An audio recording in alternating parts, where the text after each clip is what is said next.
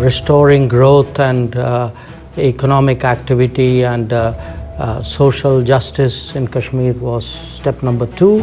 Holding elections, which were done with a very high turnout, was step number 3. I think the part we are waiting for is... Take a gentleman here on the aisle. Yep. My name is Nisar. I am an author and a journalist. Let me make you a little nervous, Your Excellency. Thank you very much for your dissertation. Yeah. Kashmiris are up in arms because India is occupying Kashmir illegally. That's the reason why they are protesting. Now, given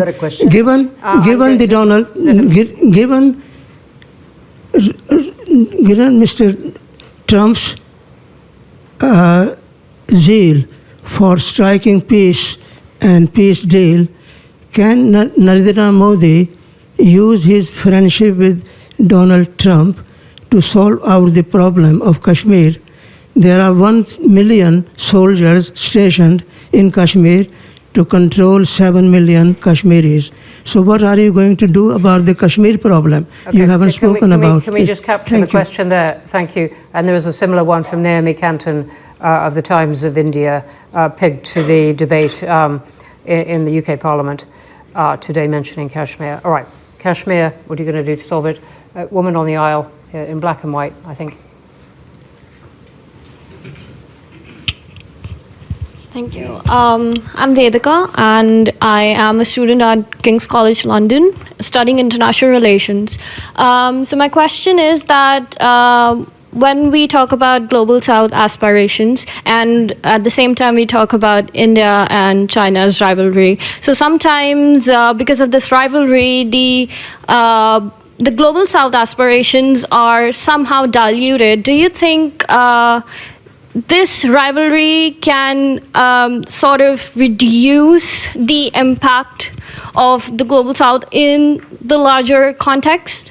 And what measures can Indian foreign policy and the decision makers take to make sure that this does not happen? Thank you very much indeed. And let me add one from online. Ishan Devala, do you see an opportunity for better relations with China in a multipolar world? Which relates to that last one. Everyone online, you're asking terrific questions, but they're really long. They look a bit like essays.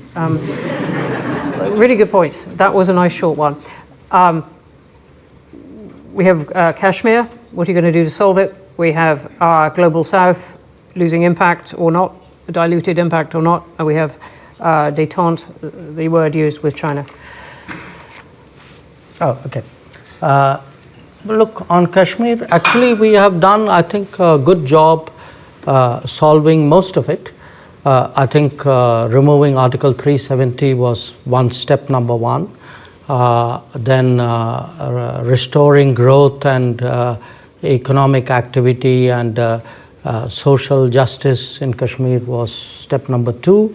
Holding elections, which were done with a very high turnout, was step number 3. I think the part we are waiting for is the return of the stolen part of Kashmir, which is on the under illegal Pakistani occupation. When that's done, I assure you, Kashmir solved. The second question, Global South. You know, look, there are different ways of looking at it, and I give you a perspective. What do countries in Global South largely want? They want more options. They want more experiences to compare, relatable experiences. They would like to get into relationships which actually help them build their society on a sustainable basis. So forget India, China for a moment. I think what is happening and is that much of the Global South in the previous decades had very limited options. You know, they either had Western options, they had multilateral development banks, which were in a way associated with it. within the Western options, they had maybe some subsets out there. Then at some point, they had Soviet/Russian options. Then you had a set of China options. Now today, if there are Indian options, I would argue that actually it's better for the Global South. It's not worse, because they now have many more possibilities to choose from. They will be in a position to evaluate which of these options and which of these relationships somewhere fit into their growth aspirations. And I can certainly say, where India is concerned, we have today projects in almost 80 countries of the Global South.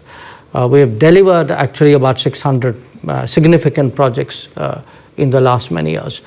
And I do think that by doing so, obviously the partner country is benefited, but it also strengthens the hands of the partner country in dealing with other relationships.